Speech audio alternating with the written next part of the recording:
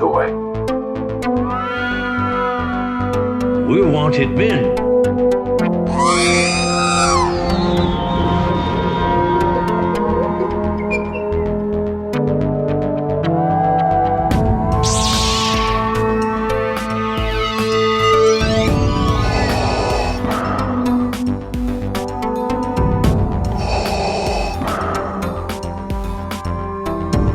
I have spoken.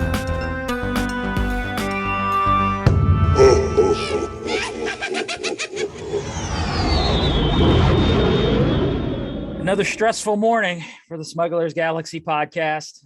You know, I'm running a little behind. I was making breakfast and I look at the clock and it's 10 o'clock and we've talked about starting to share the videos. So I'm like, I got to make myself look pretty because I don't want to scare people away.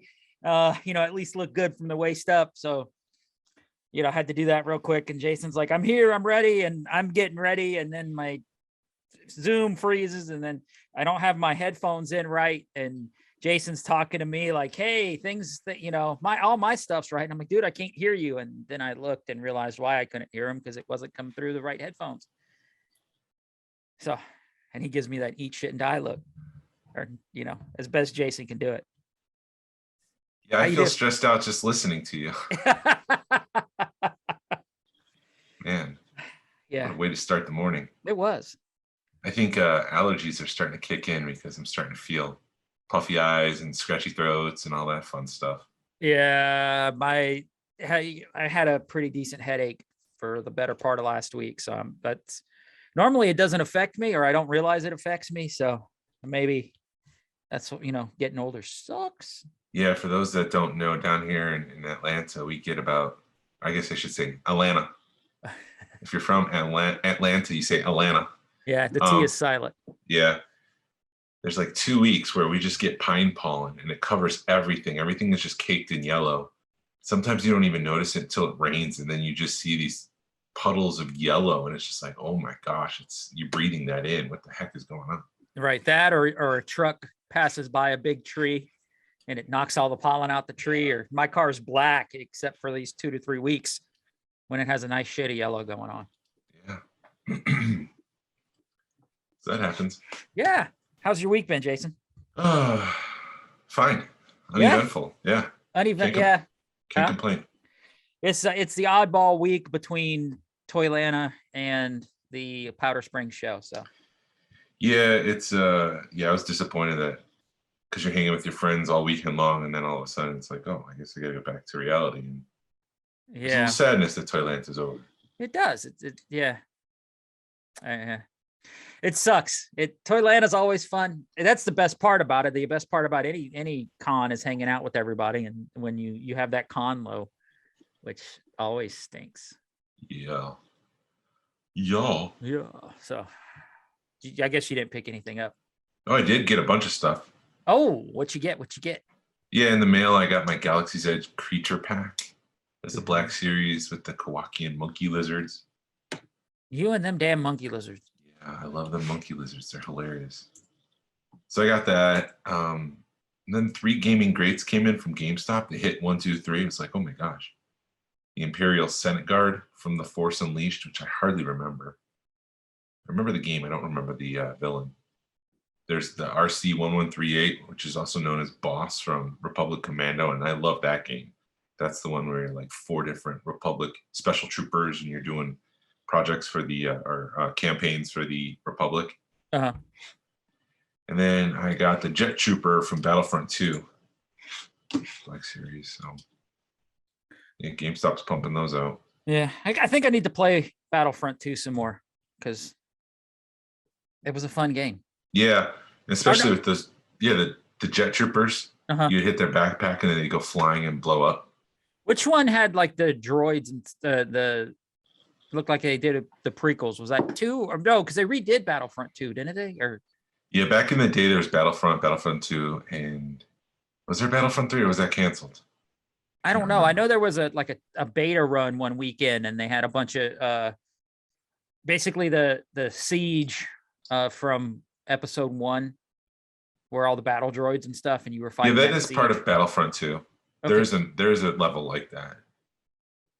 But the original run of Battlefront was amazing because it was all capture the flag. It's not based on multimedia or multiplayer campaigns, which I don't like.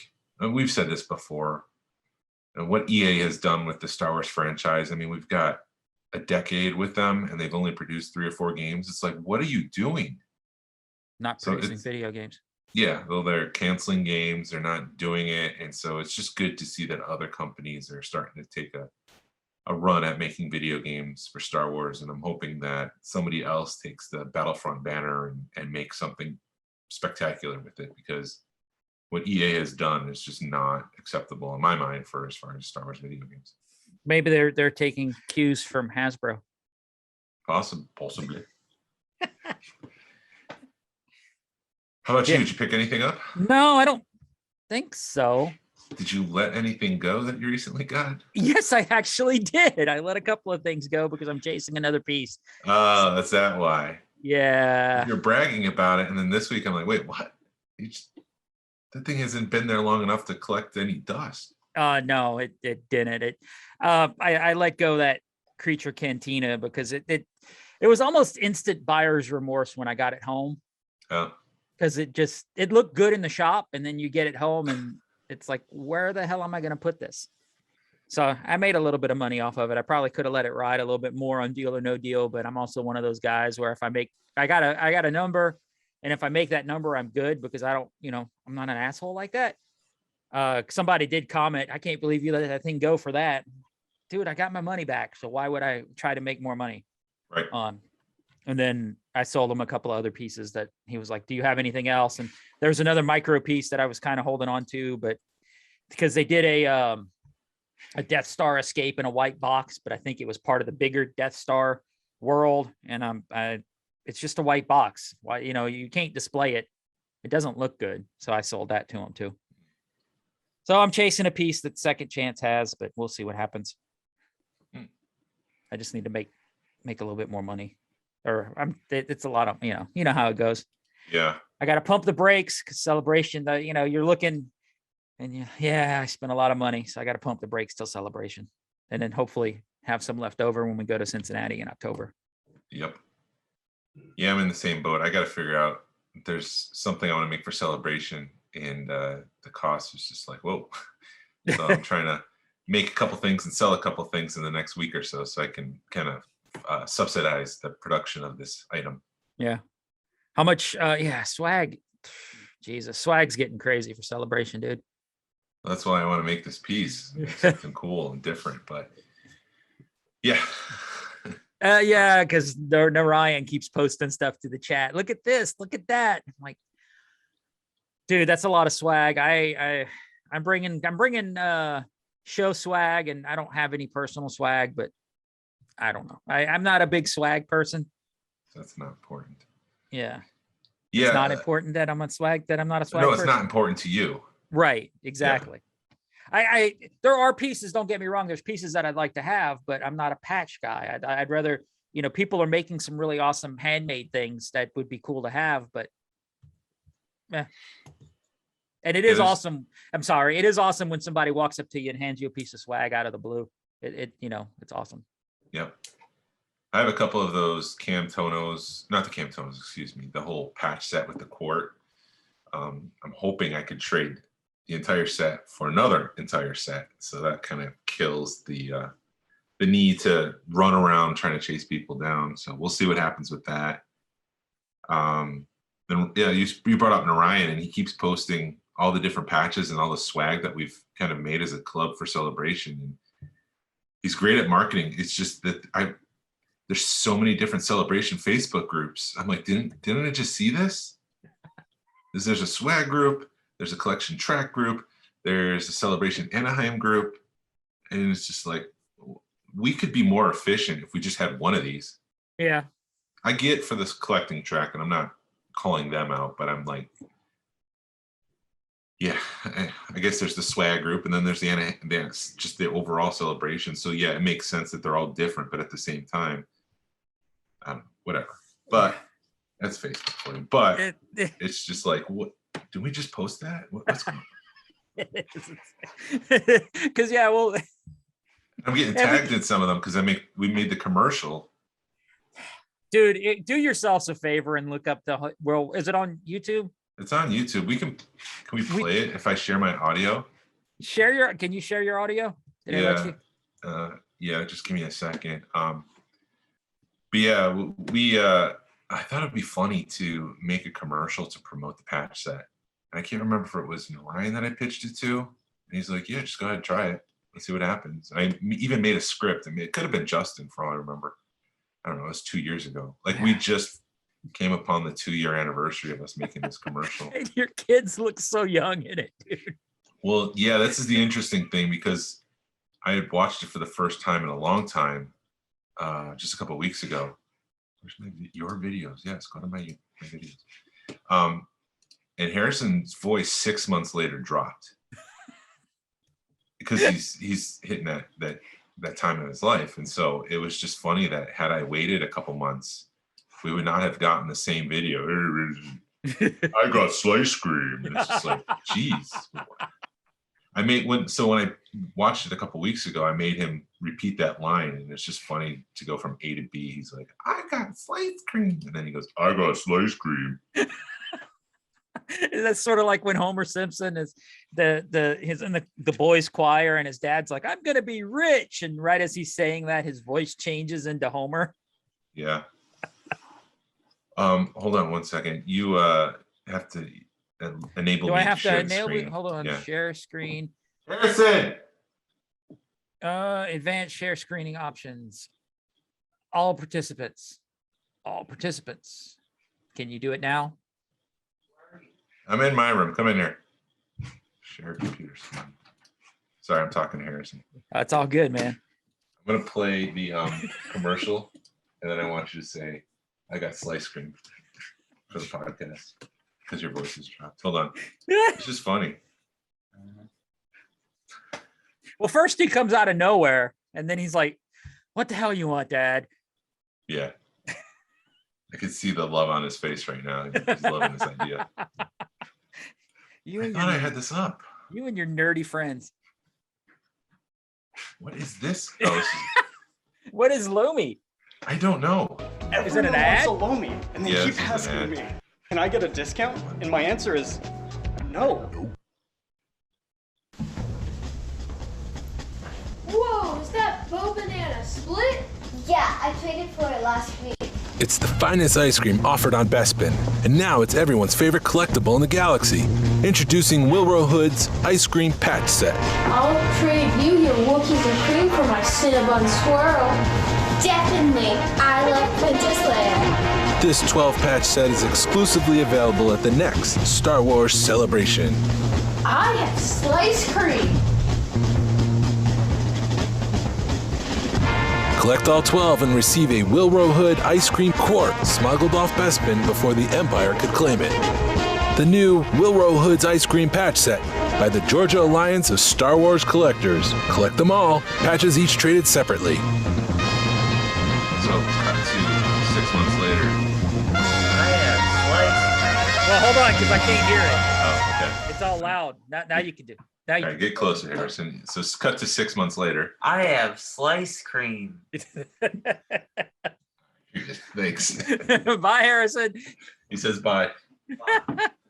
So yeah, that commercial is being used to promote the patch set, which, I mean, that seems to be the set that people seem to be hungry for.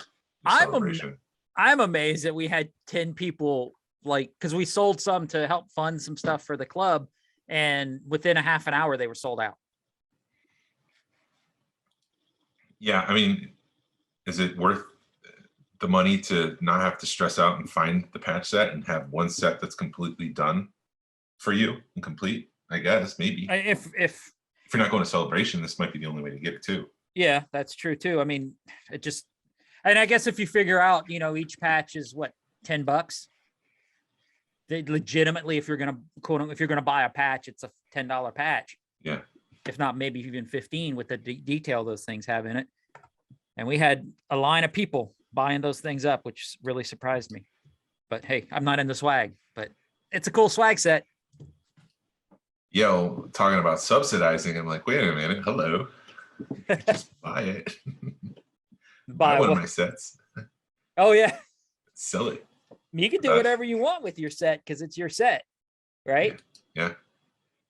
Because how many, with you being a sponsor, how many sets did you get? 3. Wow. Then did you split your sponsorship? Yeah, with Narayan. I got you. Yep. Wow. Because I know I got a free set. I got a full set. Just because with me, my involvement in the club, Narayan gave me a set, but I'm not going to sell it. But it is, I have other patches that I'm like, maybe I can make some money on these. Yeah. Want some news? Yeah, news. Let's get into news. Damon Lindelof, who wrote Lost and co-wrote Prometheus. He also wrote Tomorrowland. He also wrote what's the Left Behind show? Not Left Behind. The Leftovers, excuse me, on HBO. He also did the new Watchmen show. He's working on a Star Wars movie. There's no report as to what that is. It could be, for all we know, like he might be just punching up Rogue Squadron, which I think he did with Prometheus. I think there was another writer and he came in and helped punch it up. But it could be completely something different. But my gut says it's probably original trilogy related because he just seems like an original trilogy guy. I also saw this morning, now this is just a rumor and speculation, but I've heard it a couple times, which makes me think where there's smoke, there's fire, that they keep describing it as a Stranger Things TV show set in the Star Wars universe, but I don't think it's straight.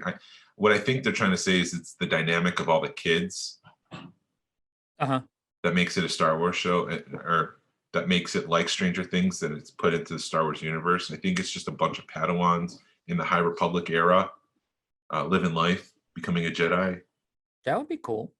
So I think they're going to announce that at Celebration, and I think following Celebration they're going to start filming because it seems like that might be happening. And it's not that, well, the Acolyte's something totally different, right? Yes, that's like a dark side series. Yeah, I'm not sure what that is. I'm kind of curious because I like some of that creepy dark side nature. I liked all that stuff from Rise of Skywalker. I don't think it was used well. Yeah. Like, who were those acolytes? Like, how did the Emperor get all those followers? Like, what? It's just whatever. Yeah, I think we're going to get the answer as to who recloned him here soon, because it does seem like at least in the Mandoverse, that's sort of where they're leading to. Mm-hmm. So yeah. Speaking of Mando, yeah, Great Scott. Yes. Christopher Lloyd has joined the show. He's joined season 3 of Mandalorian. I'm excited, but I don't want it to be a bit part. I want him to actually like be part of the show. I don't want it to be like a like they did with Danny Trejo, where he's in a show for 5 minutes. Yeah, I could see like an Amy Sedaris. Yeah, like her character Pelly. That would be awesome. Maybe some kind of mechanic. Maybe some sort of old school Mandalorian. Like, what if he played Paz Vizsla or Pre Vizsla? I've heard. Oh, did he die? I don't know. But what if he was just like an old timer? Yeah. And go against casting stereotypes. That would be cool. Could you imagine he's in his armor and then the reveal is him taking his helmet off and you get that crazy Christopher Lloyd look out of the helmet? Yeah. Another rumor somebody brought up was, what if he plays the crazy wizard from the Thrawn trilogy? George Sabat. Oh no. Anything's possible. There's that rumor that they're building up to Disney Plus's first Star Wars movie, Heir to the Empire, which is supposed to be similar. Have you heard this rumor? No. Yeah, there was a rumor that. Oh, yeah, I did. I'm sorry. Yeah, I did hear that's something the about it. climax, which would be incredible. I had a very vivid dream finishing that trilogy that I was watching an Heir to the Empire movie. And ever since then, I'm just like, what could have been? I still think that should have been the sequel trilogy, man. Maybe there's a multiverse where there is an Heir to the Empire trilogy and it's worth. I thought you didn't want a multiverse, though. No, we live in a multiverse where there's another version of Jason who has watched the Heir to the Empire trilogy. Oh. It's not a book in his universe. It's a movie. Wow. Where's Doctor Strange when you need him? Yeah. But then we're not Spider-Man. Let me check. Yeah, I'm not Spider-Man. Oh, I still need to watch. Well, it's not out on video yet, so I haven't watched it, but I need to watch the other two Spider-Mans so that I can, because I've watched everything up until like the most recent Spider-Mans. There's a rumor about Obi-Wan, and I'm not sure if we should go into this kind of stuff or not. We've kind of gone outside of reporting rumors. Right. But this one's kind of cool. Say it. All right, skip 30 seconds if you don't want to hear it, starting now. So the rumor is, I'll give people a moment to get to their phone and skip, is that Forlon makes an appearance in Obi-Wan as a bounty hunter. That's not that big of a, oh my God, but that's cool. No, it's not. But if it's a surprise, supposed to be a surprise, then maybe this is where we get the bounty hunters. We get them in this versus Book of Boba Fett. maybe. Possibly. I don't know. I'm hoping that this kind of becomes the fix-all for everything. Maybe. I don't want it to be, but maybe it'll be the series that kind of fixes it. I don't think so. I mean, this is a completely different timeline. Deborah Chow, again, did some of the best episodes in The Mandalorian season 1. So I'm very excited that she's directing all 6. Well, not really fixes it, but maybe fixes our expectations or fixes what we thought was going to happen. You know, am I saying it right?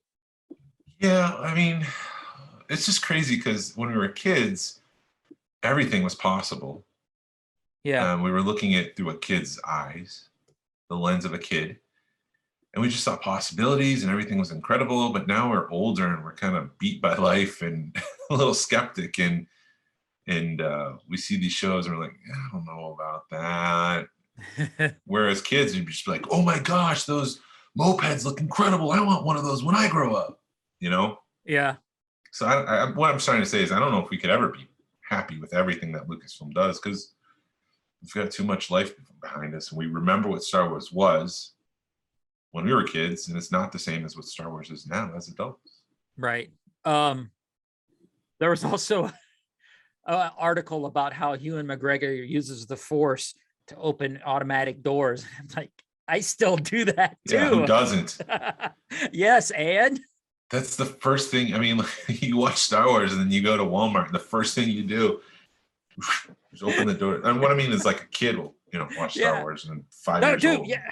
It's fun because when I was at Celebration in 17, there was a little kid that did that in an automatic door, and he saw me catch him, and he was just, oh my God, this guy saw me. I'm like, dude, I still do it. I'm 40 years old, man. Don't feel bad. And he just laughed. It was a cool little moment. But it's always weird because you don't want to be that weird dude at the convention talking to little kids. So it's whenever you see a little kid at Celebration or at a con doing something cool, you're like, am I that weird dude? Or do you just kind of give them a thumbs up and walk away? Yeah, but it's interesting that Ewan McGregor's doing it. Because if you don't want fans crowding you, then don't use the Force when opening doors, like a Walmart, because it's just going to melt the brains of any nerd in the vicinity of that happening. Yeah. Like, oh my gosh. I can't imagine just seeing Ewan McGregor walk up to, the grocery store and the doors open. Like, what the hell did I just see? But I don't know. I think celebrities are pretty good about hiding themselves, but if you know what to look for, it's pretty obvious. I guess it's easy with the mask on. Yeah, that too. There was when I was at Walmart when everybody was wearing masks, I saw somebody like a musician that I'm like, I think it's this dude, but I can't tell. And then he could see that I was looking at him, and it was just one of those weird, like, you don't see me situations. So I just kind of left him alone. At Walmart? At Walmart. What was Paul McCartney doing at Walmart? No, I think it was like Jesse James Dupree from Jackal, because he had the same build. He had on a hat that there's a venue called the Machine Shop, and I don't think they sell their stuff online, and he had a Machine Shop hat on. So it's like whoever would wear that is either been to the, is a musician or has been to a show there or knows music, and I'm just like, gotcha. Who is this guy? But hell, I go to Walmart and I forget we're at a lake until I go to Walmart and see people running around in their bathing suits. I'm like, oh yeah, we're near the lake. You're close to the lake. Yeah, what was Max Rebo doing with a mask in Walmart? Stellan Skarsgård, who is in Andor, says season 2 starts filming this fall. More Star Wars.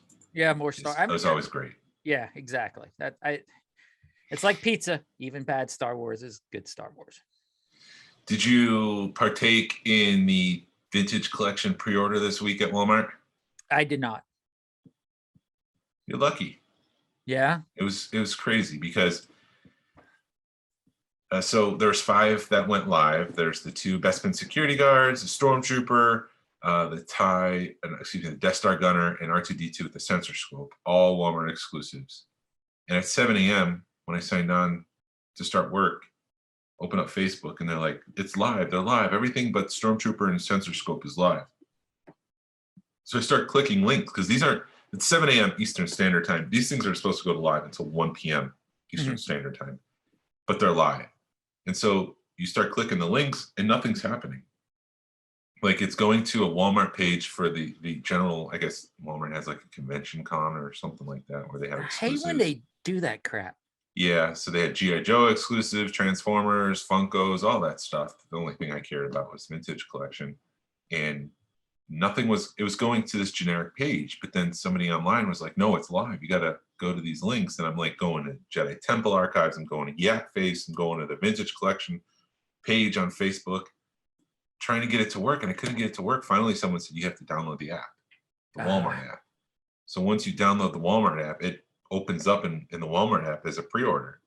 So I was able to pre-order R2, the gunner, and the 2 Bespin security guards. The stormtrooper wasn't live. He was showing on the stock. And so I was trying, and then Tony Johnson was like, no, you got to keep trying. You just got to be stubborn. And you just have to keep opening, close. And eventually, after a couple minutes of opening the page and closing it, opening the page and closing it, this is all again before 1 o'clock when it was supposed to go live. This is closer to lunchtime for me. The stormtrooper came up, so I was able to order 2 because you have to order 2 with Walmart because who knows. So I was able to order 2, but by 1:15, everything was sold out. So, I mean, there's a lack of communication between Walmart and Hasbro. I doubt Walmart even cares what Hasbro dictates. They'll do what they want to do. Because they're Walmart. They're Walmart. They're the big juggernauts, and they make the rules, not the manufacturers. So it was just a frustrating experience. If you were told like it goes live at 1 o'clock, and then you go to work, you do your work, and then you come out at 1 o'clock to get your things, pre-order things on Walmart, you might find that everything has been sold out, which is very frustrating. Yeah, well, that's Walmart for you. I'm sorry, that just is why I don't like collecting modern stuff, dude. Yeah, I don't blame you. I mean, I'm going to go off on a little bit of a tangent, but like Lego's releasing the DeLorean. They're doing a full, like the big boy DeLorean set on Friday at Friday, I think at 10 or whatever. I'm like, I called them there. Oh, just show up. It'll be here. Or, show up before 10, get in line. And if you got them, you got them, How hard is that? I don't know. I mean, I was watching a live stream last night about the Vintage Collection group on Facebook. Not about them, about the Vintage Collection. Uh-huh. And they were talking about the Boba Fett droids and R2-D2 figures from Target. Everybody else in the world has it, readily available in stock. But for whatever reason, the pre-orders haven't been fulfilled and they haven't hit store shelves yet. And not only that, with Walmart, I can pre-order everything that I just did, the 5 pre-orders for the Vintage Collection, and they're supposed to come out October 1. They'll usually open up more pre-orders in September. And those pre-orders get fulfilled first before the ones in March. So that's a little bit frustrating because then there's also the threat of being canceled. Your orders will be canceled for whatever reason. Happened to me. And so it's just, like everything seems to be screwed up. And interestingly, the PR company that represents the Hasbro Star Wars brand is no longer working with them. Now, I don't know what the implications of that means. Could just be that the contract expired, they want to try something else. It could be that maybe the PR firm doesn't want to work with the Star Wars brand anymore. Or it could be that Hasbro or Lucasfilm or Disney said no more with that group. I don't know. But it's just interesting that there's all these communication issues between manufacturers, Hasbro, and then the toy sellers, Walmart, Target, whatever the case may be. I don't know. I didn't mean to go on a rant this morning. It's interesting and weird to me. Yeah. Yeah, I got that email from Hasbro because we're on as the Smugglers Galaxy. I thought we'd get free crap from Hasbro, but obviously they don't think we're big enough. But No, I get the emails, and they'd sent an email out saying they got a new PR firm, and I was like, good job, guys. Yeah, I just hope like the live streams are better because they're definitely reading from a script, and I think those can be improved just to make them sound more human. I've heard some complaints online. I don't personally have those complaints. They can call it whatever they want, but yeah, it's like it's not an expression. It's a toy line. It's an action figure. Like you don't need to call it expressions. So we'll see what happens. So is Patrick works for Hasbro? He doesn't work for the PR company. Correct. He's the global marketing something or other director, vice president. I don't remember, but yeah, he's a Hasbro employee. All right. Maybe they can fix the lighting and the sound and stuff too. Maybe. Speaking of interesting things, like I was on the call last night with the Collector Alliance about just life in Star Wars. Even though I'm exhausted with it right now, the talk was still the Hakes auction and the outrageous prices. And I did bring up, I just think it's a bad investment. I think it's a great hobby. I think it's a bad investment because when you have something like tape on the side of a bubble that falls off, yeah, you just lost a lot of money right there. Yep. And so I did some research real quick. I don't know exactly what kind of tape they use on the inside of the bubble, but Scotch tape is supposed to last 6 months to 2 years. After that, the adhesion starts to wear off. So, I mean, these are figures that are supposed to last 4 years. They're supposed to, maybe 6 to 12 months on store shelves. 3M cloth tape is supposed to last 2 years. So it's not a good investment because you're now racing the clock. At some point, these things are going to degrade. And so I also was curious about plastic itself, because is that going to degrade in our lifetime, or is it going to degrade generations from now? And so plastic bottles take 450 years to break down. But plastic, it depends on the kind of plastic, can take anywhere between 20 years to 500 years in general to decompose, depending on the material and the structure of the plastic. A plastic lined coffee cup takes 30 years to break down.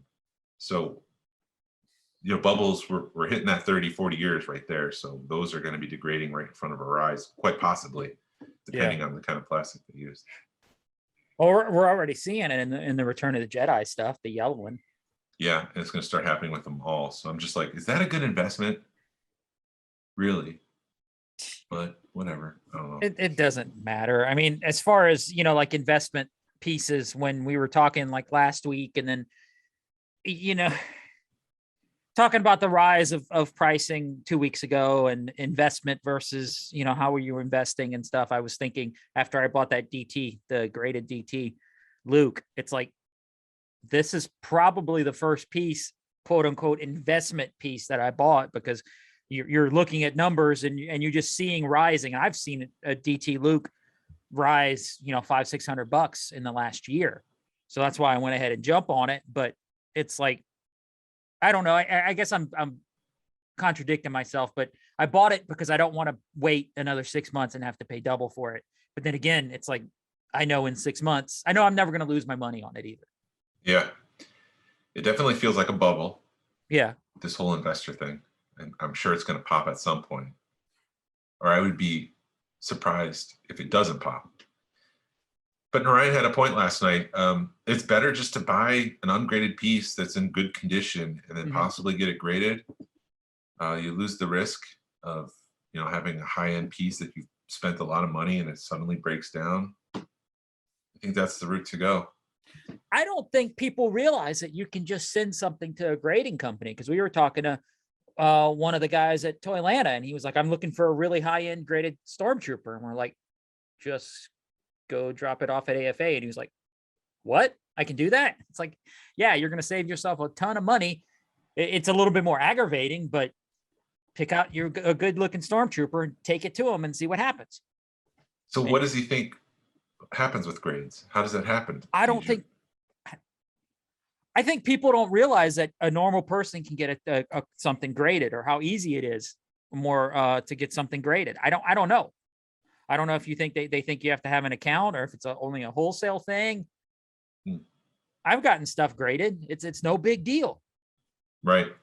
I've gotten several pieces graded. Thankfully, in Atlanta, I don't know how they're doing it now, but 2-3 years ago, you can make a phone call and set up an appointment and go drop something off at AFA. Right. And then pick it up. And that saves a lot of time and money, because you're not shipping it back and forth.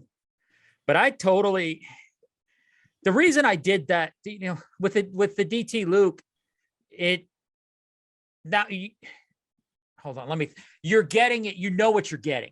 That's the only thing, like with the rocket firing Fed, or with the DT Luke, or a vinyl cape Jawa, something that can easily be faked. The peace of mind is there. Right. When it's been graded and you get the certificate of authenticity, and you compare them all together, and you're like, all right, I know what I'm getting, and it's worth that.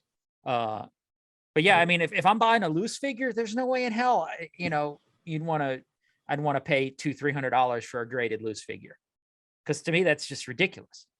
Yeah.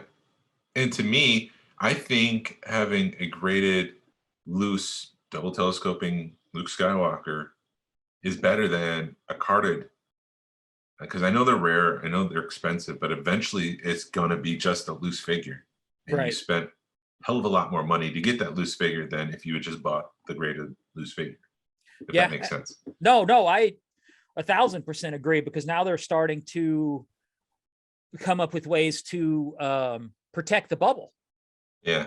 Because it's scary. I would not order a graded carded figure. I would not want a graded carded figure shipped to me, because because there's no way to protect that bubble in shipping. And if it gets jarred just the right way, that figure's coming out. And then you've got a figure, a graded piece that the figure popped the bubble. And that scares me. Unless I knew it was protected bubble from CAS or AFA, no way I'd order a ship, not have a hand delivered graded carded figure. Not, I would never want a graded carded figure shipped without a bubble protector, just for that very reason. Absolutely.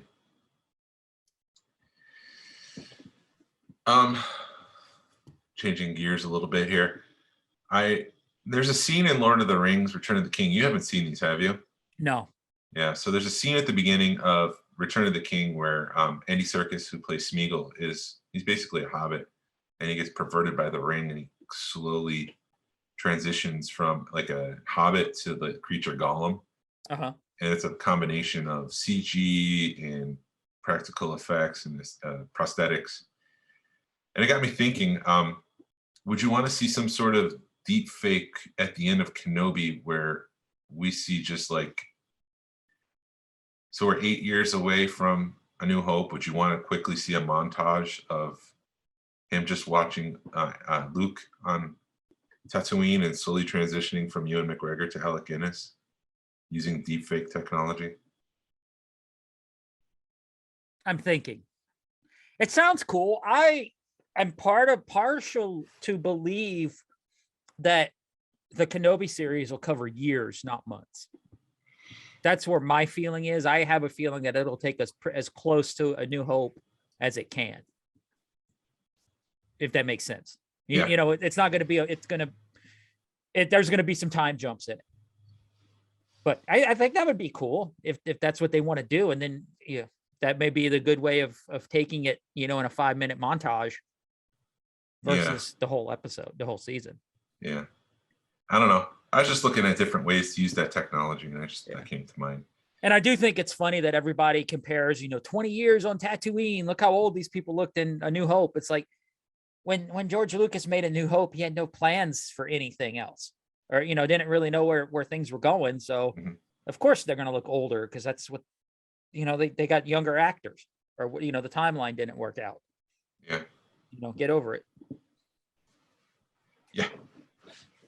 We're too freaking picky as Star Wars fans, dude. Yeah, I guess I have expectations, and then when I get those, when I get the shows and stuff, it's just like, well, that didn't meet my expectations. It doesn't mean it wasn't good. It just means I need to stop thinking so much. Well, that's what I did with Force Awakens. I dove into all the spoilers. I dove into the, watching the trailer so many times, and then when I saw it, I was just like, this is just a rehash of New Hope, and I was let down. Yeah, I enjoyed it, but it took me like 2 or 3 watchings to, really enjoy it. Yeah. To get over that bum, I was bummed out by it. So I tend not to try to get my expectations high. Even though I did do that with Book of Boba a little bit and was disappointed, but I still enjoyed the show. Yeah. And that's with a lot of people. People don't understand that, we may not agree, but you can enjoy. I'm not going to be mad at you for liking something. Yeah, you bring something up interesting, like what met my expectations. I think Mandalorian did. Season 1 exceeded my expectations. So did season 2. Mm-hmm. Book of Boba Fett did not, but I think that was part of the pre-stuff going up to it. Some of the pre-interviews saying, it'll meet your expectations. Anything you think of, it's like, you guys got to stop doing that. Yeah. Stop telling everybody that your expectations will be met. And it's just like, well, if he meant like, we'll see him come out of the Sarlacc, then okay, yeah, our expectations were met, but not everything, because we were looking at bounty hunters. We were thinking every bounty hunter would be there.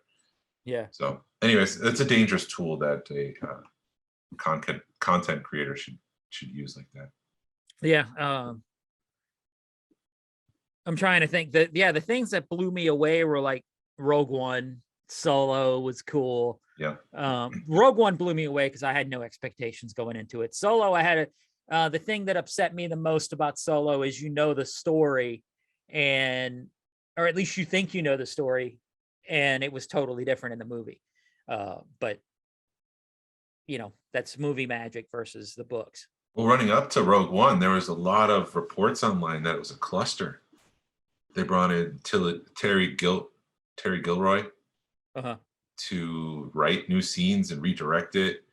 There were so many rumors that the original director, Gareth Edwards, was kind of pulled off, and they added a new one to kind of tighten it up and make it better. And they did some reshoots, and they did extensive reshoots. And so your expectations were like, or at least mine were like, this is going to be mediocre at best. And it wasn't. It was pretty fantastic. Yeah. But I think all the trilogy, the sequels, The Last Jedi, was it last? Yeah, The Last Jedi was the last Skywalker. one. The first time I saw that, just the fan service and that was great. I think they tied up a lot of loose ends.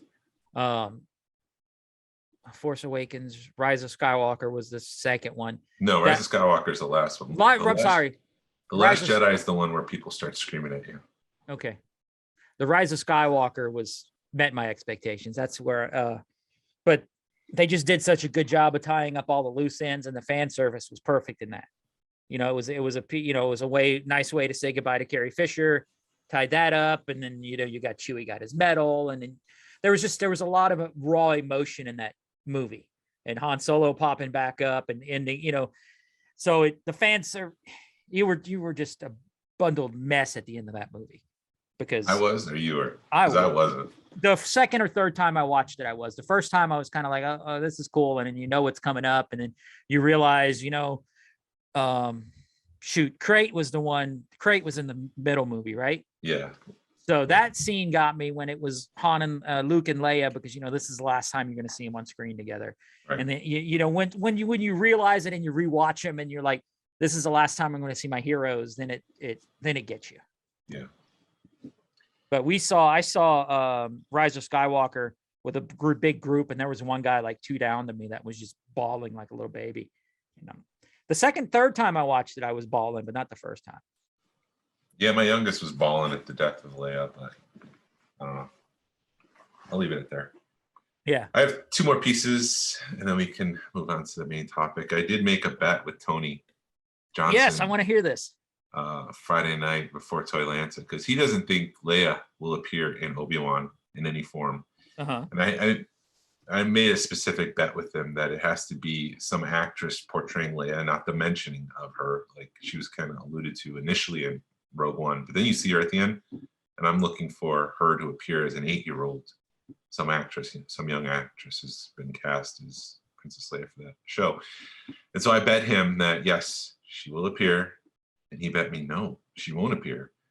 And the loser has to buy the other person an action figure, a Leia action figure, any kind. Like it could be like a micro machine. It doesn't have to be, a New Hope or whatever. But that's our little fun bet. Just something to see what's going to happen, and we'll check in every week as Obi-Wan, drops, and we'll see where we are with that bet. Yeah. Who was right, Tony or me? Interesting bet. I think she'll show up there. Yeah, like you said, it's got to be more than a mention, and I think I'm really hoping that we actually see like some up close Luke and some up close Leia, not just through the binoculars type thing. Like maybe they'll be at the market or something. They'll be in Tattoo or Mos Eisley, and Luke will be acting up, and Uncle Owen yells at him or something. But I'm curious if even we're going to get like a teenage Luke. If we're going to get that time jump. I don't think we're going to get a time jump. In my mind, in my head canon, at one point, Luke did meet Ben. Yes. And it left an impression on him. And there was probably 8 years. Like if Luke and Ben meet in the show, or Obi-Wan, and that would be the last time in my head that they see each other until the movies. Okay. They cross paths. And he makes an impression on Luke for some reason. I don't know if it's just magical powers or if there's some instant connection or destiny intertwines them and Luke feels it through the Force or something like that. I guess, yeah, that's. Oh, there's definitely going to be some kind of interaction. We just don't know what. Yeah. Because when Luke says in A New Hope, I wonder if he's talking about that old Ben. You know, it just seems like there was that old guy we once met years ago, kind of. What about that guy? Or unless Ben's just some, he's some legend, like you get the legends of, towns. You have the really old guy that lives down the street that you stay away from that dude. He's off. Yeah, it's quite possible. I guess we'll see in 60 days? 60 days, something like that. It's right around the corner. Yeah. Do you follow the Vintage Collection on Instagram? No. Every year they do a March Madness where they have 64 different figures that Hasbro never made. And then they do a March Madness, and every week, you vote for you kind of vote against two figures. So Black K won, Santo, he won, and so he's the choice figure. But I thought it'd be interesting. I took the top 16, and I'm just going to run through this real quick with you, and you tell me. I already know there's one name here, and I'm like, as I'm typing this bracket out, I'm like, this is obviously the winner no matter what. I'm already picking this one. All right. So between Dooku and Pre Vizsla, who would you pick? Pre Vizsla. I'm writing this down. And then Kanan versus Kestis. Kanan. Obviously. Asajj Ventress versus Baze Malbus. Baze is one of the guys from Rogue One. Asajj. Here we go. Darth Revan versus Sabine Wren. Duh, Sabine. See? You can already, whatever Rebels figures, just advance them. Right. Dark Trooper versus Saw Gerrera. Dark Trooper. Didn't they do a Dark Trooper? Not in Vintage Collection. Okay. Dark Trooper, you're talking like the guys from Rogue One, not the... No, the troopers from The Mandalorian Season 2, right at the end, the black... Yeah, that's a pretty bad. That would be pretty. No, badass. Season 1. Yeah, Season 1 with Luke. The guy that grabs Baby Yoda. Yes. Yeah, those would be a bit badass. We'll go there. Harrison Dula or Cad Bane? Yeah, Hera. Sorry, I'm like. I was like, what is going on? Yeah, sorry. It's Syndulla messed me up. That's what. Yeah. Back from the Bad Batch or the Grand Inquisitor? Inquisitor. And then Black K or Paz Vizsla? Paz Vizsla's the heavy from. Which one's Paz? The heavy from? Yeah, I'd go. Yeah, he's the heavy trooper. And then the second. What was the second one? Black K, because Black K is a more badass figure than. Yeah. So, all right, next round, Pre-Vizsla or Kanan? Fudge. Kanan. I thought so. Yeah. Asajj versus Sabine. Sabine. Dark Trooper versus Hera. Hera. And then the Grand Inquisitor versus Paz Vizsla. Grand Inquisitor. All right, and then Kanan versus Sabine. Sabine. Hera versus the Grand Inquisitor. Hera. Sabine versus Hera. I knew it was coming to that. It would be Sabine. I knew it. I knew it the second I saw Sabine was in the ranking. I was like, that's going to be Glenn's pick. So it's interesting that out of all those 64 figures, I mean, there was, oh God, I can't remember now because it's too early, but all of the main characters, except for,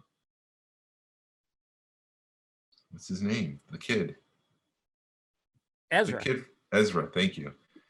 Made it into the top 16. Kanan, Sabine, Hera, and the Grand Inquisitor, all from Rebels, made it into the top 16. If I had hair on my arms, they'd be standing up right now. There's rumors that that's going to be the next HasLab is a ghost. And if they made it, you'd have to, I don't know. I don't think they will, but if they did, I'd be one of the first backers of it. Especially if they came with the crew, especially if it had the crew with them. Yeah, but I think what Hasbro would do is whatever Star Wars and Lucasfilm tells them, and they want to support their current IP. So if it's an Obi-Wan Kenobi show and the Cantina appears, then yes. If they do a spin-off with Ahsoka, where it's Rebels season 6 legitimately, then yes, I could see that happening then for the Ghost. But I don't think they're going to support something from years ago. Right. The way things are going, I think it's all going because how involved was Dave Filoni, Jon Favreau in Clone Wars? Because I don't know that. How involved were they in Clone Wars? Filoni? Yeah, and Favreau. Favreau was not in it. He was just a voice of the Pre-Vizsla. No, was it Pre-Vizsla? Yeah, it was the guy with the darksaber. Okay. I thought that was someone else. I thought that was Filoni or Favreau. Sorry, Favreau was in it. Jon Favreau or whatever. Someone's screaming at us right now in their car. Well, the reason I'm asking this is because you just your mind works sometimes. Rebels is like the first thing that they did together, or that Dave Filoni was like really, really into. And now that he's doing this, why wouldn't he want to bring everything back to his first love? Yeah. That's where my mind is, because that's what Favreau does, or Filoni does. Sorry. Yeah, he was Pre-Vizsla in the Clone Wars, and he was Paz Vizsla in the Mandalorian. Okay. So, just to clarify. But yeah, sorry. I'm Dave Filoni's going. I think the way that they're going is everything's going to go back to Rebels. The way that, especially with the way Kenobi's setting things up. So I have a feeling that if they go the way that that I'm assuming it is, as a freaking huge Rebels fan, that yes, then they'll have, the Ghost. They'll have no other choice but to maybe bring that back. Or, yeah, we'll see. We'll see. I don't know. We'll see. But yes, I totally agree that they're not going to come back and just say, oh, we're bringing you the Ghost with no backing of it, especially with what happened with the Rancor. Yeah. There's things I want to say. I'm not going to say it. We're trying to be good. All right, let me run down the shows and then we'll get into our main topic. Joe Fest in Augusta, June 25th, the weekend of June 24th through the 26th. Heroes Con in Charlotte, June 24th through the 26th. Legion Con, our buddy Chris Hamer's show, is August 20th in Smyrna. The Conyers Toy Show, which is our buddy Dutch's toy show, is December 4th in Conyers. Celebration, May 26th and 29th and through 29th in Anaheim. April 2nd, which is this coming up weekend, we'll be out there, is the Powder Springs show, toy swap. And then Martin, who does the Powder Springs show, is doing a Gwinnett toy show in one of the Legions out there, May 21st. So, gonna be fun. So if you It'll be a guys fun got summer. if you guys got any toy shows y'all want us to announce, send us an email, smugglersgalaxy@gmail.com, or shoot us, either one of us, a PM, and I'll put them on my list. And we'll keep announcing them like every couple of weeks, just so everybody knows what's going on. Yeah. So I'm wearing my Boba Fett shirt. I noticed I totally screwed that up because I got my Back to the Future shirt on. Did I show you what happens if I turn it inside out? Does it work? Yes, it does. That's great. So when I turn my, it's like a t-shirt cosplay. It's just Boba Fett's armor. But when I pull the shirt up over my head, on the inside is an upside down version of Boba Fett's helmet. So it looks like the helmet's on my face, but then you see my stomach, my white stomach right now. I need to get tan. Yeah, I'm never gonna be tan. So we're talking Book of Boba Fett as a whole, all 7 episodes. We're not breaking it down. We're not going into the beats of the show. We're just talking at a high level. What did you think of the entire season? Yes. So you want my synopsis, or do you want to just go into it? Well, we broke it down so people can listen to those 7 episodes if they want a synopsis. I thought we would just do high level. Yeah, no, I didn't know if you needed it. No, I don't need to do that. I didn't know if you needed a statement from me, or you just want to go for it. Did you prepare a statement? No, not really. I just All right, then talking. just points. go for it.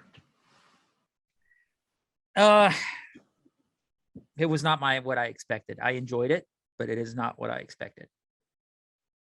Because I was expecting badass Boba Fett.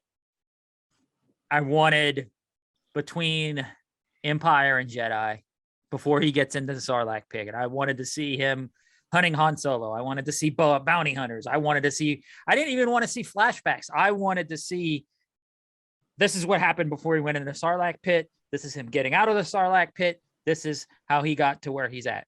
And we got to see him coming out of the Sarlacc pit, 3 episodes of him running around like a Tusken Raider, and then Mandalorian, and then some ass kicking. And that was it. So you didn't like the 7 episodes we got? I liked them. Don't get me wrong. I So enjoyed them. Show. Huh? So you liked the show? I liked the show, yes, but it did not. It Wasn't what I was expecting. Yes. How about you? Yeah, looking back on it, I think I liked it more than I did the initial initial run. There was some expectation issues. It's interesting because the thing that I found the least interesting on my initial watch through, which is the Tusken Raiders, the Return of the Jedi timeline, is the thing that I find the most interesting now. And I find the Mandalorian timeline to be the least interesting thing about the entire show. And I think it is because of the Book of Boba Fett, the Mandalorian set Boba Fett up as this brutal badass, the Boba Fett that we've been wanting to see for years. And then he was kind of neutered in Book of Boba Fett. He was trying to be a respectable individual in the eyes of the people around him. And, it's just like, what was that turn for? I guess the turn was because he wants to build a community. That's the whole point of this whole show, is that Boba Fett learned what the value of community. I guess what the missing element was, there probably should have been a moment where he got screwed over by the Empire and he has no love for the Empire, which is why he was so brutal in The Mandalorian season 2 towards the stormtroopers. I think that was missing. You said it so much elegantly, so much better, so much more better than I did. I think we're in trouble then. But yeah. Well, I like the neutered part because it was you, because they, in that Mandalorian episode when he shows up and he kicks all those stormtroopers' ass, you were expecting, because Roger Rodriguez was like, this is what Book of Boba Fett's going to be. If you like this episode, you're going to love Book of Boba Fett. And you got him running around. You didn't. Yeah. It wasn't, you got to see almost more politics than you did anything else, which they should have learned with Phantom Menace, that we don't want to see politics. Well, politics can be done right, and it could be interesting. Yeah. I don't know if it worked well here. No. I do love the inclusion of Cad Bane. I wish that was a build-up between Boba Fett and Cad Bane from episode 1 or 2. Mm-hmm. Like, it would have been cool to know that Cad Bane had been working for the Pikes all along, and somehow crossed Boba Fett or did something to Boba Fett that he doesn't realize he did, and then later on he realizes it, and that tension comes to an end in a duel. Mm-hmm. I thought that was a missed opportunity. I love the Tusken stuff. Again, I didn't like it the first time. I loved it the second time. I thought that they really went into the mythology of the Tusken Raiders and drew them out as a three-dimensional character. And you kind of see Boba Fett understanding the power of community. Like I said in the other reviews, that's the whole point. They had the Daniel Logan section, or the shots of Daniel Logan longing as his father walked out, or drove off into the universe from Camino. He's longing for that community. He's longing to be part of something. I don't know if the show communicated that all that well, but that was the purpose, as far as I could see, as for including that. Yeah, I think that, and I also think they could have got that done in like 2 episodes, not 3 or 4. Right. And it is like all Star Wars. There's a purpose to everything, and I think it was the community thing. Yeah, I would have loved to have seen more Cad Bane. I would have loved to have seen that build up, or having a flashback of him and Cad Bane going at it, and then you could have. And it didn't have to be much. It could have been in the middle of their battle. It could have been a flashback to them on wherever in the Clone Wars that the deleted Clone Wars scene. It could have been a flashback and been 5 minutes of them battling, getting ready to battle it out then, and then connecting everything together. I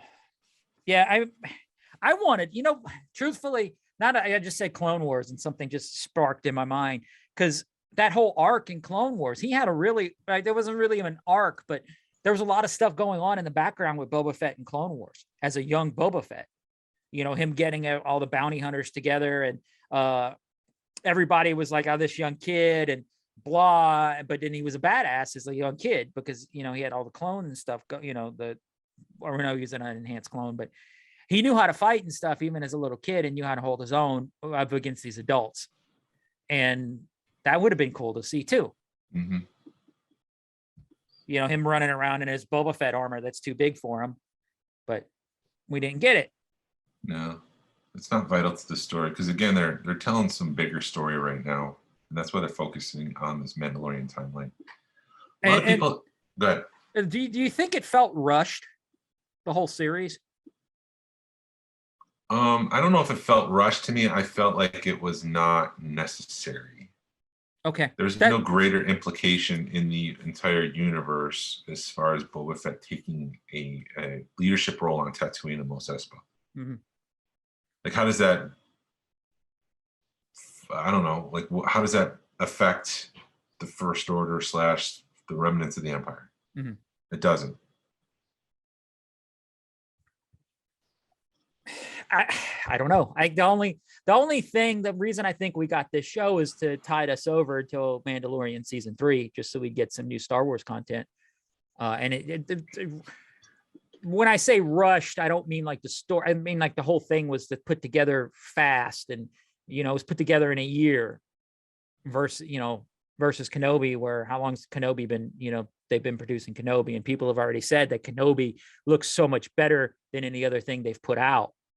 Maybe they're taking their time with putting Kenobi together, producing Kenobi, and they didn't take their time producing Book of Boba Fett. I mean, to be fair, they were shooting season 2 of Mando during the airing of season 1. So it was a year before that was released again. Okay. So it's not, I don't think it was rushed. I just worry about the greater implications and the lack of in the show. There is no implications. It was just, okay, that's nice. All right, what's going on over there? Yeah. Well, it felt like, I guess we were expecting, or what I was expecting, is if Boba Fett was that somehow Boba Fett and Mandalorian was going to come up with this great friendship, then they were going to end up, you were going to see more Boba Fett in Mandalorian, and they kind of cut that off the way they ended Book of Boba Fett. Mm-hmm. Unless they're going to come back and say, hey, Boba, now you owe me one, and let's go battle some more. But I don't think he's going to do that unless they, I have a feeling that the debt was fulfilled. Yeah, the debt was fulfilled, and I don't know, unless some kind of way that Cobb Vanth will come back as some like super RoboCop thing. Dead or alive, you're coming with me. Yeah, and then they'll send him with it. But I'd buy that for $1. Yeah. It just, yeah, you're right. There was no, they tied it up too neatly. They could have, it felt like they could have almost done this in like 2 or 3 episodes of Mandalorian. Or even 1 episode, Yeah, think about how much ground they covered in those 2 episodes with the Mandalorian. Yeah, it was because you were expecting all the Mandalorian stuff to be paid off like half of next season, and it was paid off in 2 episodes of Book of Boba Fett. Yeah, that was weird. I wish there was a little bit more. I wish they explored the relation with the being. What am I trying to say? Like Grogu. I wish that had happened in Mandalorian season 3, so that there was more time between season 2 and when we see Grogu come back to Mandalorian. I guess it felt like it was too rushed. Like, I'm dropping him off. Oh no, I'm just going to take him back now. Yeah. Like it felt like that. Like if there was a season of Boba Fett between where nothing happened with that, then I felt like it wouldn't have been as rushed. Gotcha. To include Mandalorian and to get those 2 back together. Does that make sense? Yeah. No. I mean, how long? What was he with them? 6 months, maybe a year? Yeah, and then he was gone like a week. Yeah. I don't know. It's just that felt a little rushed. A lot of people had issues with the unmasking of Boba Fett, and for me, I felt like that was the evolution of the character. I don't have an issue with them unmasking him. I think if they would have left him masked, they could have done a lot more with the character. They could have done the flashbacks, and they could have, had more action. I think they kind of pigeonholed themselves letting Tamora Morrison play this character, because you once you have him unmasked, and once you establish that, because like with the Mandalorian, they established that he had his helmet on all the time, but then Boba Fett kept taking his helmet off when he had to talk to somebody.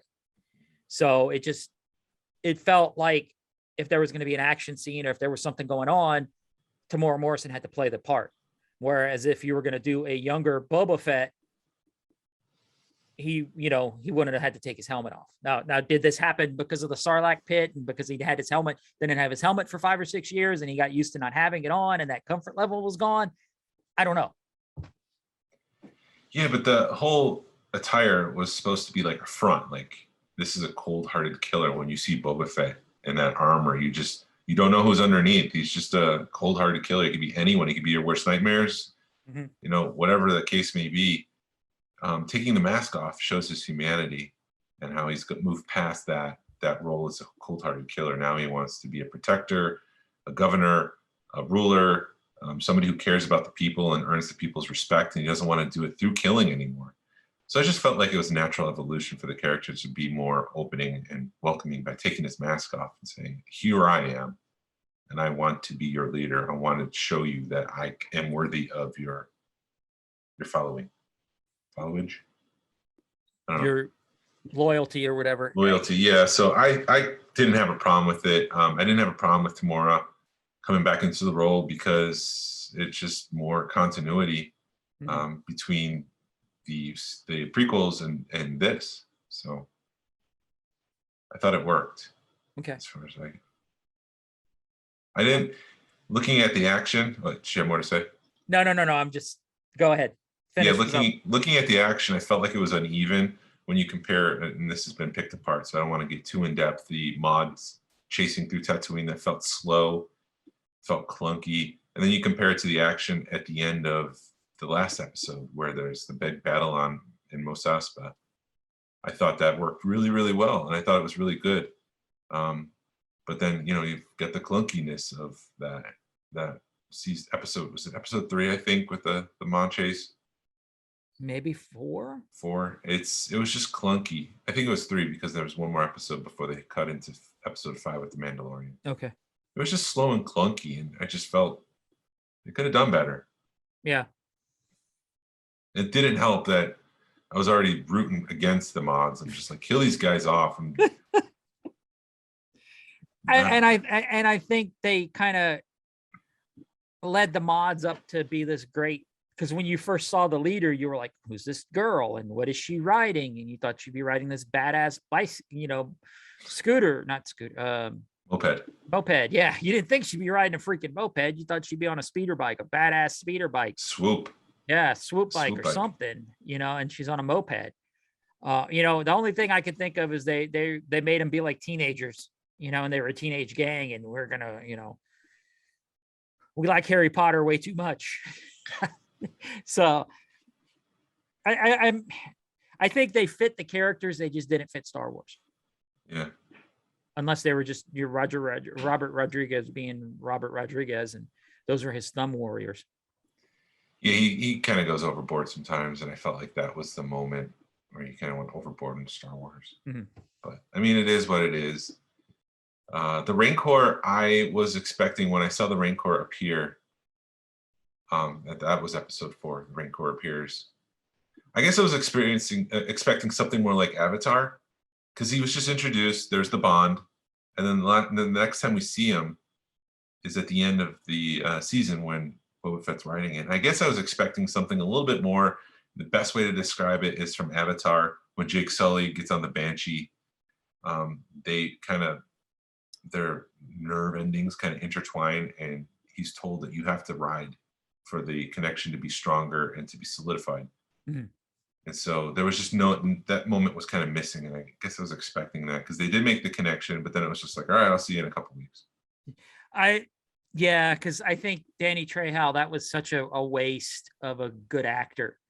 Like you said, it was a bad moment. It was a missed moment. I at least they should have showed him going back and being like, well, hey boss, you got to do this, that, and the other, or whatever. Or maybe we lost. But I think if they would have done that, we lost the surprise of the Rancor coming back into battle.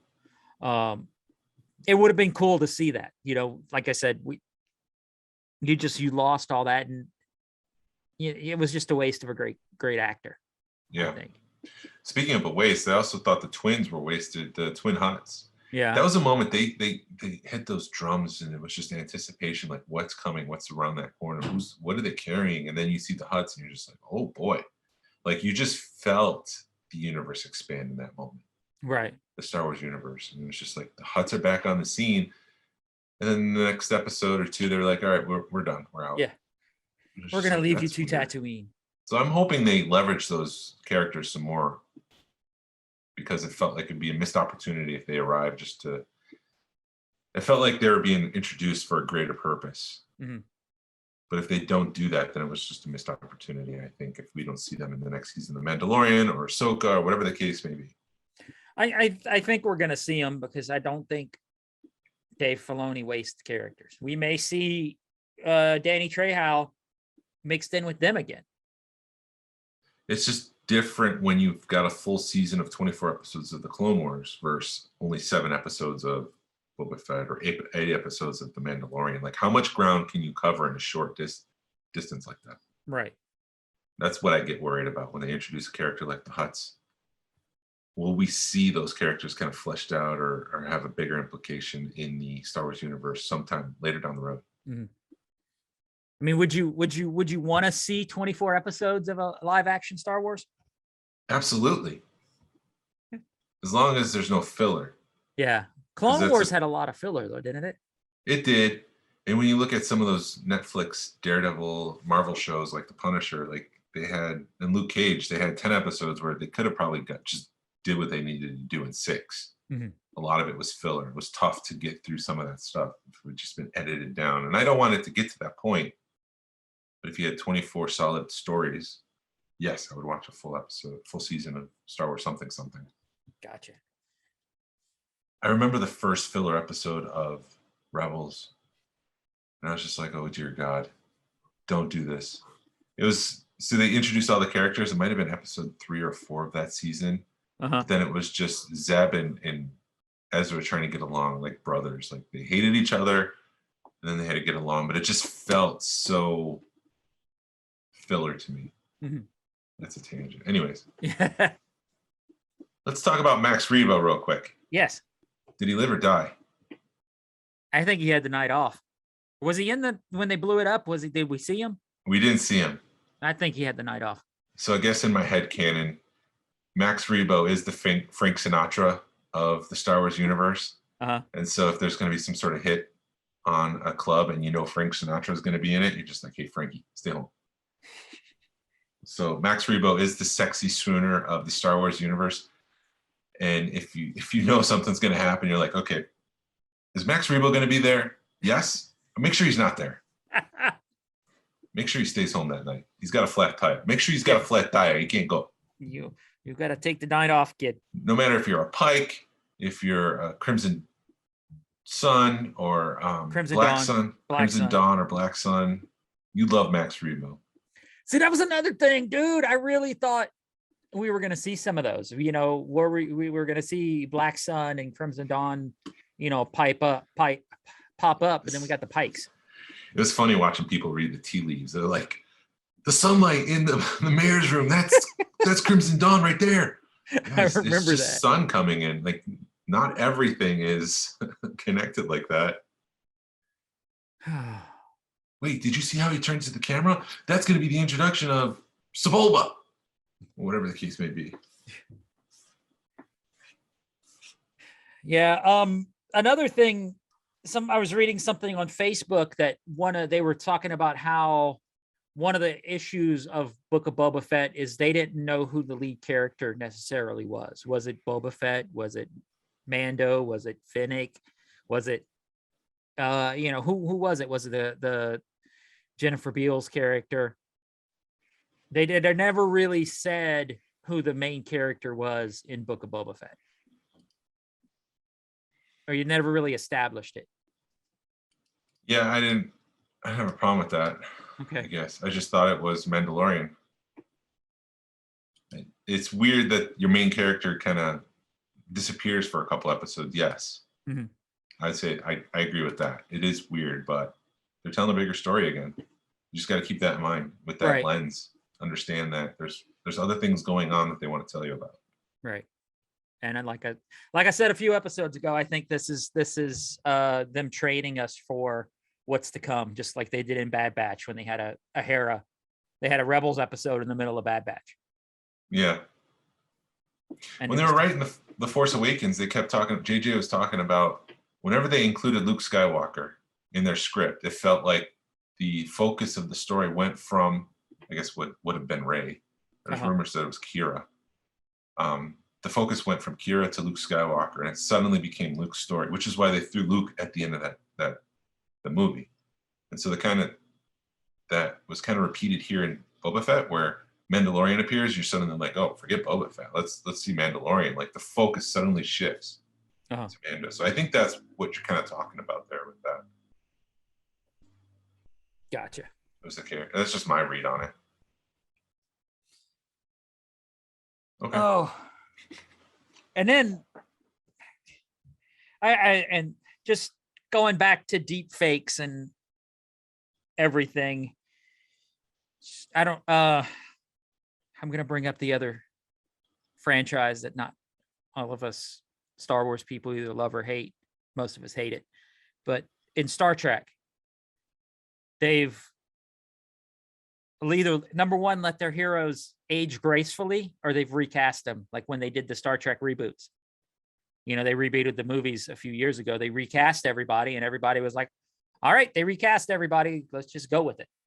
Why couldn't, or we as Star Wars fans, are we so hung up on our characters still being played by the original people that we're willing to put up with the deep fake stuff?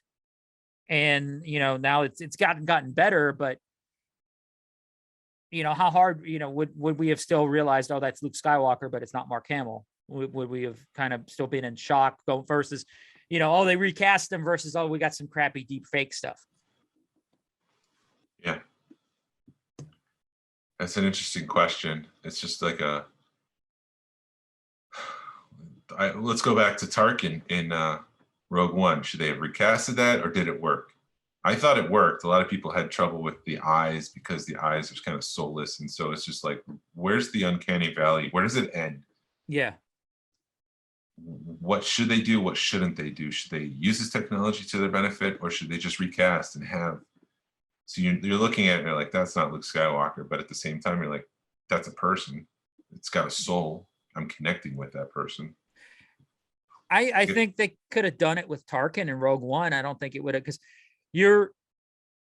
I'm watching it almost going, okay, they recast it, not doing the deep fake or the face capture technology. Because, I think they could have done the same thing with Leia, have somebody who looks really close to that version of Leia, and we wouldn't have been going, that don't look right. Mhm. Same thing with Luke and the Mandalorian. They, now granted, Luke and Book of Boba Fett looks better, but now we know what we're getting. We're just getting the deep fake and a computer generated Luke, and we're like, I guess this is what we got to deal with. Yeah, I don't know what the right answer is. If it works, it works. I just wish they would keep consistency. So if you're going to do that with the characters, use the deep fake. I wish you would do that with all of them, including Solo, because we've got a new Solo playing Han Solo, Alden Ehrenreich. Same thing with Lando. Are we going to see, Lando. if they ever get the Lando series now? Because they've already done it with Luke and Lando. I mean, not Han and Lando, and Donald Glover was a hell of a Lando. Yeah, he nailed that character. He did. So, are now when they do, if they ever get to the Lando series, are they just going to deep fake Lando, or are they going to get down to Glover to play him? Which I think they're doing all of us a disfavor if they're going to deep fake Lando. We might get a deep fake show. I've kind of talked about that in the past with the gift that Lucasfilm was handing out at Christmas, and it had some Tales of the Jedi logo on it, along with Visions, along with Kenobi, along with Mandalorian and Book of Boba Fett. And there was this mysterious, the Acolyte, there was this mysterious Tales of the Jedi. So what if we got a 4 or 5 episode Luke Skywalker TV show defaked? It's a celebration announcement. Yeah. I don't know. I think if they're going to go that young on Luke Skywalker, just recast him. It'd be interesting if there's like a future Disney Plus show showcase at Celebration, some panel where they're going to announce some of this stuff. I would love to see young Luke and young Leia and, the stuff in between all the movies, because there's a lot of story to tell in between all those movies. And it'd be hell, even after Return of the Jedi, there's a ton of story to tell.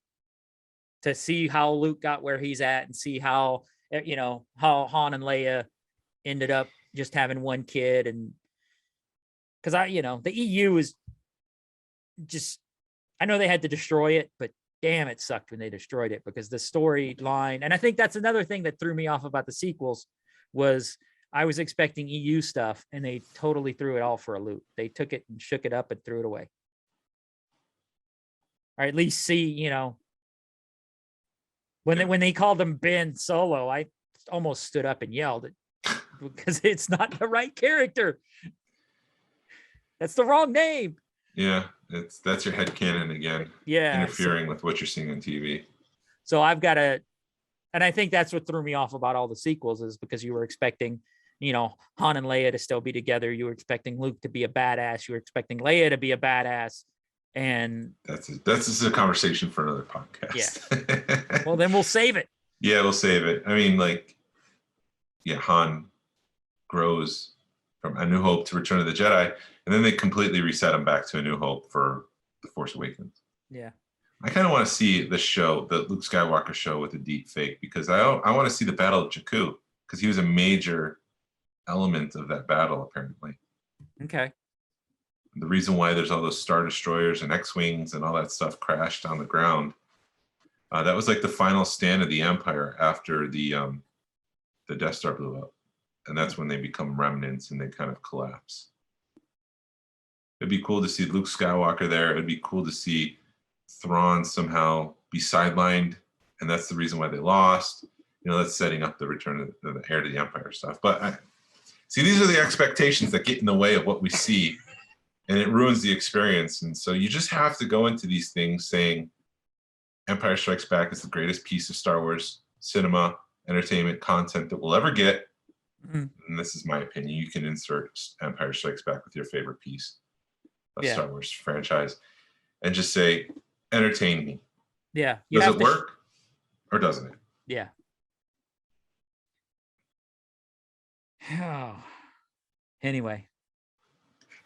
So. I think that's about it, because if we keep going, we'll be on here for another half an hour. All right, let's People- wrap it up real quick then. So out of 5 stars, where would you put Mandalorian season 1? 5. Out of 5 stars, season 2 of Mandalorian. I would put both of those at either 4.5, 5 stars, somewhere in there. All right, and then Book of Boba Fett, where would you put that? About 3. And just for fun, Bad Batch, where would you put that? 2. Okay. Well, let me. You know what? Put it at 3, because I had no expectations going into Bad Batch, so I would put it right in the middle. Okay. How about All you? right. Mandalorian, both seasons 5 stars. Bad Batch, I'd put it 3.5. Mhm. Mandalorian, probably watching it, I would say 3 now. You mean Book of Boba? Book of Boba Fett, excuse me. Yeah. Sorry, thank you. It's amazing how sometimes my brain skips over things. Yeah, Book of Boba Fett, I would probably put 3.5, 4. Uh-huh. Not perfect. Maybe 3.5. Okay. That's where I would put it. Awesome. So next week, are we doing a show live from the show? Since we're going to carpool, we'll do it live. I've got my handy dandy Tascam. We can do it while we're driving back and forth. Okay. Or we'll do it live at the show, whichever. So next week is a show about the toy show at Powder Springs. And then the following week, we're going to look at the 92 vintage collection 92 that they said they were going to produce. What's left? What have they made? And I also want to just briefly talk about what would you like to see added to the line before the line comes to a close. It comes to an end as we know it. Because I assume at some point they're going to go plastic free, which is another thing I forgot to talk about, because that plastic free, there's a new 6-pack that appeared in Walmart real quick. Yeah. And it says plastic free packaging. It's a weird collection of Darth Vader, a Death Trooper, Luke Skywalker, Rey, Kylo Ren, and someone Those are else. those really cheap Really ones. cheap. Yeah. 5 points of articulation, but they put right at the bottom plastic free packaging. So it's coming. So before they stop making the vintage collection with the bubble, what are some of the figures that you want to see? So if you could write us in, you have 2 weeks to do that. Let us know what figures you want to see included in the vintage collection line. That would be appreciated. We'll talk about that in a couple of weeks. All right. Read it, Jason. Thank you for listening to the Smugglers Galaxy podcast. If you could, please leave a like and 5-star review of the show anywhere you listen to podcasts. It really helps us out and points people to our show. Follow us on social media. You can find us on Facebook, Instagram, Twitter, and YouTube. Send us an email or message us. We love feedback, and we'd love to make you part of the show. Our email is smugglersgalaxy@gmail.com, or you can just message us on Facebook. Thank you to Alfonso Riviera for the Smugglers Galaxy logo, and to Levi Waterhouse. A big thank you for the music. Hasbro, re-release VC66. Hashtag vote with your wallet. Pass on what you've learned. Be a positive force in the collecting community. This is the way. This is the way. Almost had it.